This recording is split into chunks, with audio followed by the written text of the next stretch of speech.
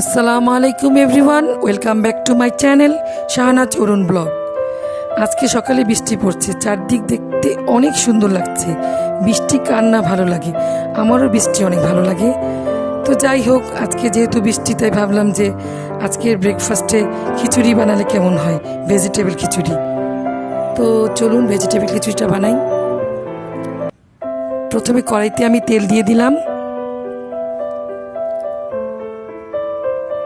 তারপর তেজপাতা, শুকনা মরিচ, দারুচিনি, এলাচি, পাঁচফোড়ন এবং জিরা দিয়ে দিলাম।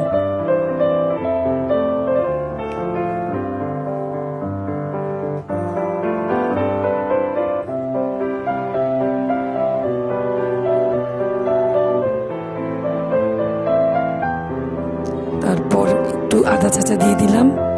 এখন সবগুলো মশলা একত্রে একটু ভেজে নেব। খেয়াল রাখতে হবে যাতে পুড়ে না যায়।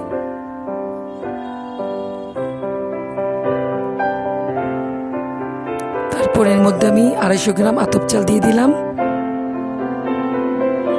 1 কাপ চিড়ের গুঁড়া চাল দিয়ে দিলাম,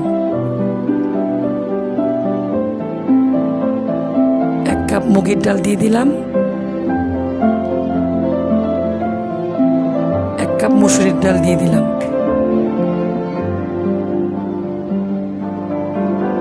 তারপর সবগুলো একসাথে মিশিয়ে ভালো করে ভেজে নেব।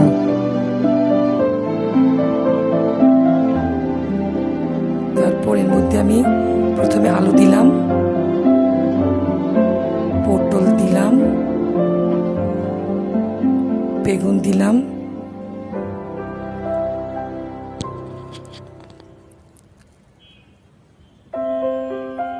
গাজর দিলাম,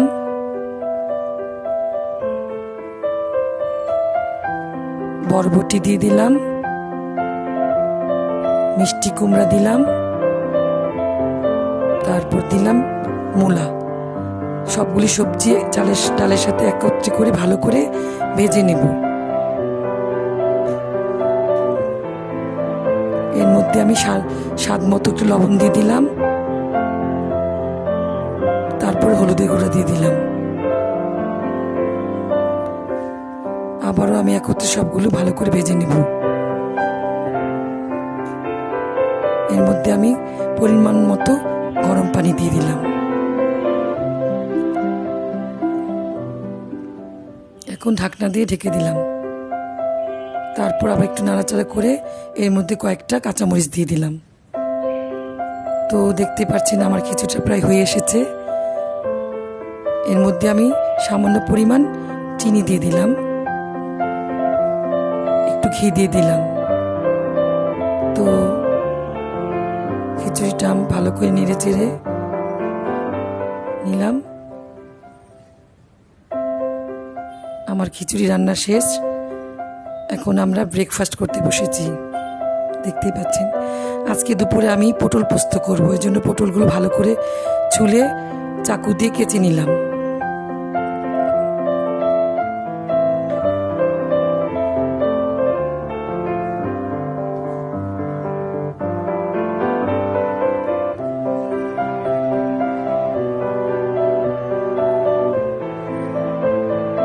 তারপর একটা কড়াইতে আমি পরিমাণ মতো সরষের তেল দিয়ে দিলাম। পটলগুলোতে আমি লবণ এবং হলুদ দিয়ে ভালো করে মেখে নিব। পটলগুলো আমি হালকা করে ফ্রাই করে নিব তেলে।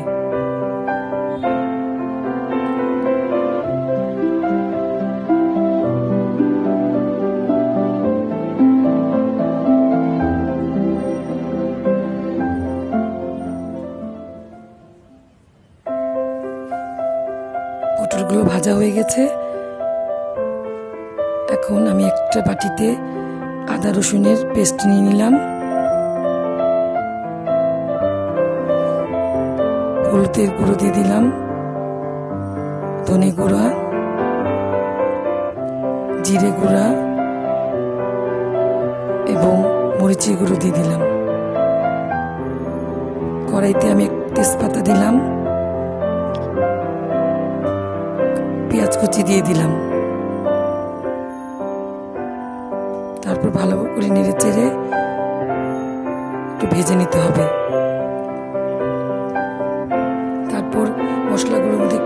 গুলিয়ে নিলাম।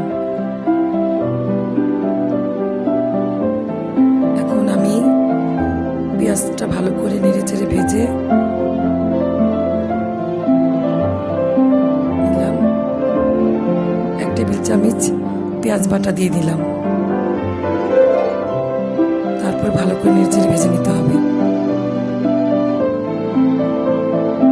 এর মধ্যে আমি টমেটো পিউরি দিয়ে দিলাম 2 টেবিল চামচ। তার সাথে আমি গুলানো মশলাটি দিয়ে দিলাম। এখন ভালো করে নেড়ে চেড়ে মশলাটা ভেজে নিতে হবে, যাতে কাঁচা মশলার গন্ধ না আসে।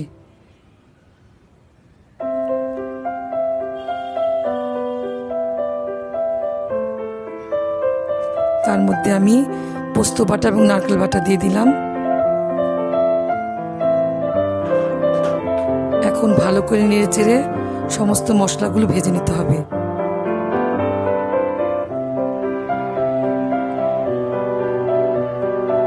খেয়াল রাখতে হবে যাতে মশলার মধ্যে কোনো কাঁচা মশলার গন্ধ না আসে।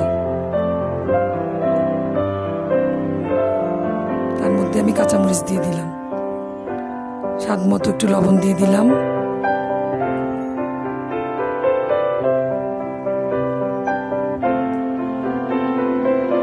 তার মধ্যে পরিমাণ মতো পানি দিয়ে দিলাম। এখন ভালো করে নেড়ে চেড়ে মশলাগুলো কষাতে হবে।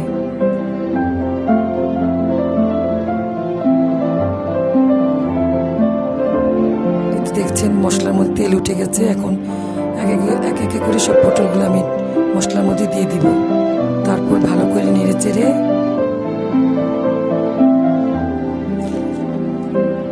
এর মধ্যে সামান্য পরিমাণ পানি দিয়ে দিব।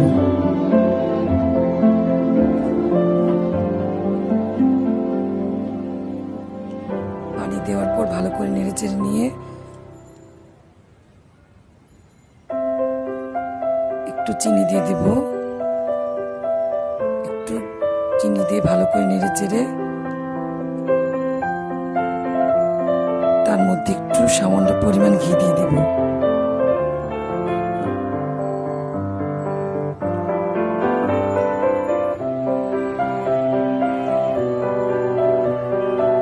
তারপর ঢাকনা দিয়ে ঢেকে দিয়ে দেওয়ার পর 5 মিনিটের মতো রান্না করতে হবে।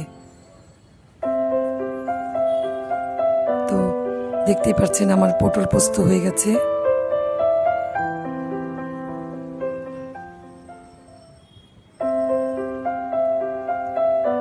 তো আমাদের দুপুরের খাবার আমরা সবাই খেতে বসে গেছি।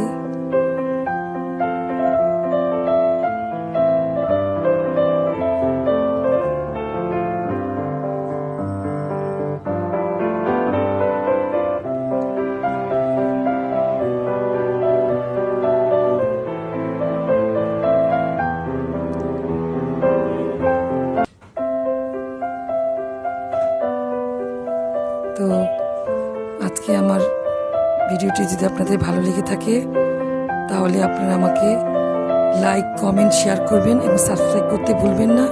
খোদা হাফেজ।